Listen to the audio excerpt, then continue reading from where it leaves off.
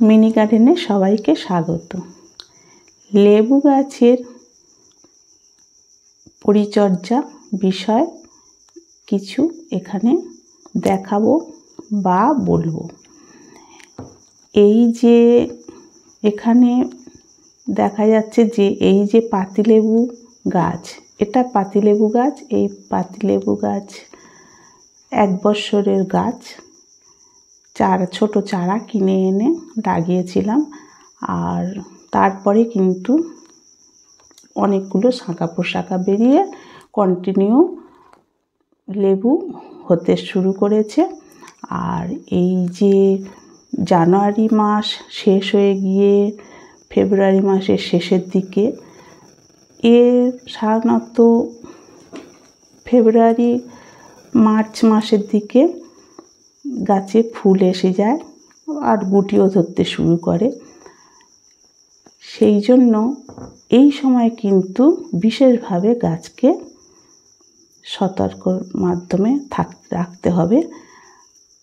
এই সময় গাছের ঠিকমতো যত্ন না করলে গাছে কিন্তু পর্যাপ্ত ফল দেবে না আর ফুলও আসবে না।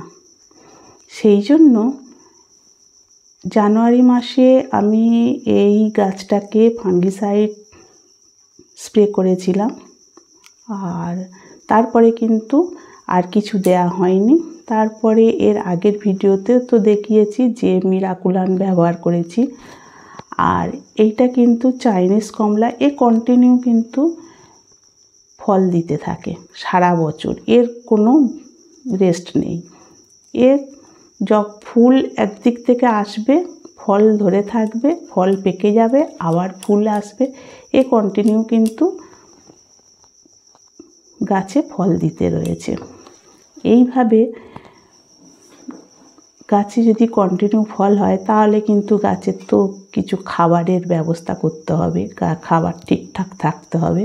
সেই জন্য আমি একে এই সরিষার খোল ভিজিয়ে রেখেছি 4 দিন। এই সরিষার খোল ভিজানো জল কিভাবে প্রয়োগ করব সেইটা দেখাচ্ছি। এই 4 দিন এই জলের মধ্যে সরিষার খোল ভিজিয়ে রেখেছিলাম। তারপরে 4 দিন পরে এই গাছে দিয়ে দিচ্ছি আমি 1 মগ জল। আর এই ছোট্ট একটা কন্টেনার, এই কন্টেনারের মধ্যে 1 কন্টেনার দিয়েছি। এর অনুপাত হবে 3 ভাগ যদি জল দিই, 1 ভাগ এই খোল ভিজানো জল দিতে হবে। দিয়ে ভালো করে পাইল করে মিশিয়ে নিতে হবে। নিয়ে আস্তে আস্তে গাছের গোড়ায় দিয়ে দিতে হবে। গাছের গোড়ায় যতটুকু দেওয়ার প্রয়োজন দেখে নিতে হবে গাছ কতটা নিতে পারছে। 1 মগ জলের ½ মগ দিলেও হবে, যেহেতু আমি আগের দিন অল্প কিছু। এইভাবে তোমরা সবাই গাছের যত্ন করবে। আমি যেভাবে দেখিয়ে দিলাম করলে নিশ্চয়ই ভালো ফল পাবে। এই ছিল আমার আজকের ভিডিও। ভালো লেগে থাকলে লাইক, শেয়ার, কমেন্ট করবেন, সাবস্ক্রাইব করবেন। ধন্যবাদ।